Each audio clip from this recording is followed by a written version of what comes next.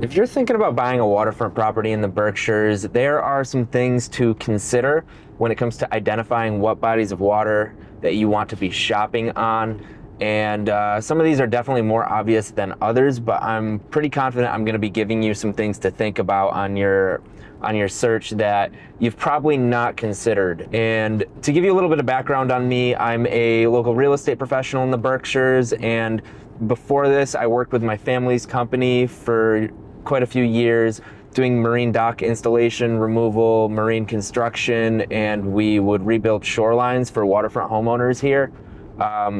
So I have quite a bit of knowledge on the local waterfronts. I have been in most lakes and most parts of every individual lake.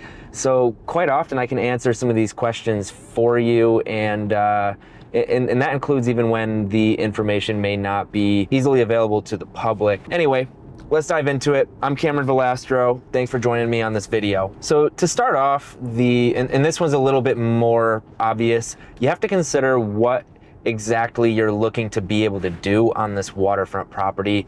Some waterfront homes have water features that are just pretty to look at, and you're probably not going to do much with them in terms of like boating or swimming.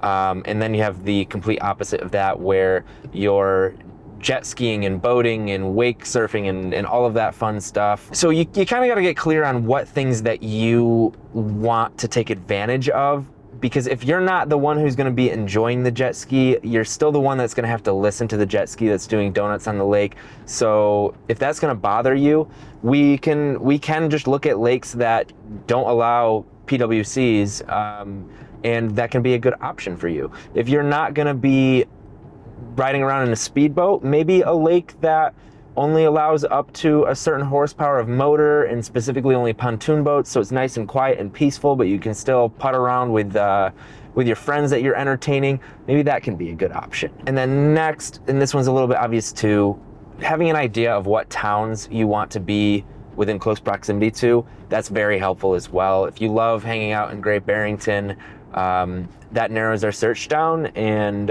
if you're open to living in Pittsfield, there's some good options there for motorboat friendly lakes. But anyway, having an idea of what town you like and would enjoy spending time in is very helpful, very important. But let's get into some of the less obvious stuff that I might actually be able to uniquely help you with. If you're gonna be swimming and you want to be able to walk down to the waterfront in your yard and just jump in for a dip, or you're going to be entertaining children that are going to want to do that, one of the more important things to think about is what is the consistency of the bottom of the lake on the frontage that you're going to be buying.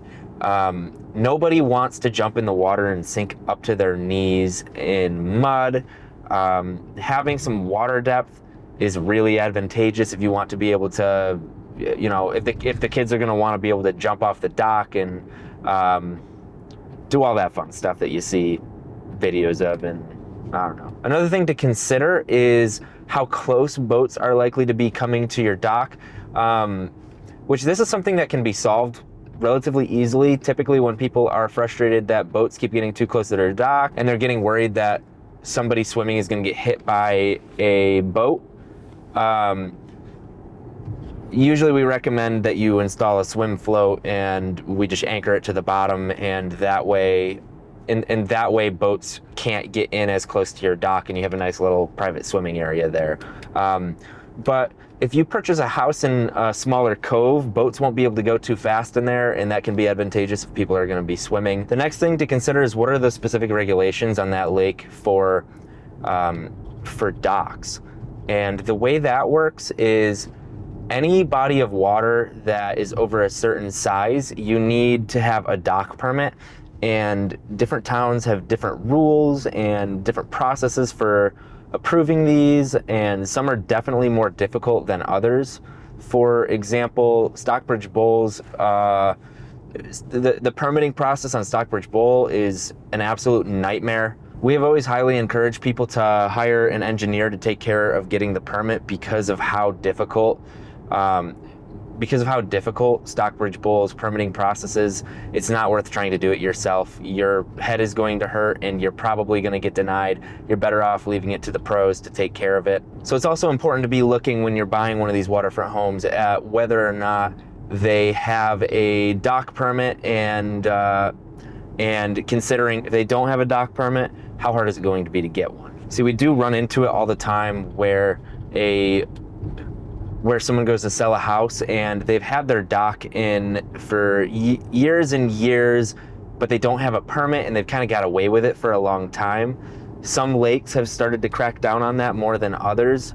I think it's safe to say that eventually just about every lake, the people that are getting away with it are going to run out of luck and they're going to have to get permits. And that can be a real nightmare because you can be told to remove the dock and then you can go a whole summer without having a dock, which means that you don't have a boat.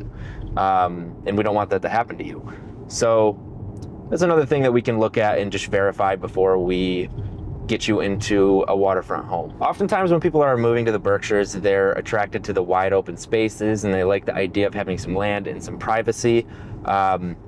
I can tell you with confidence that when it comes to searching for waterfront homes, if having substantial land and privacy is the goal, that makes your search quite a bit more challenging.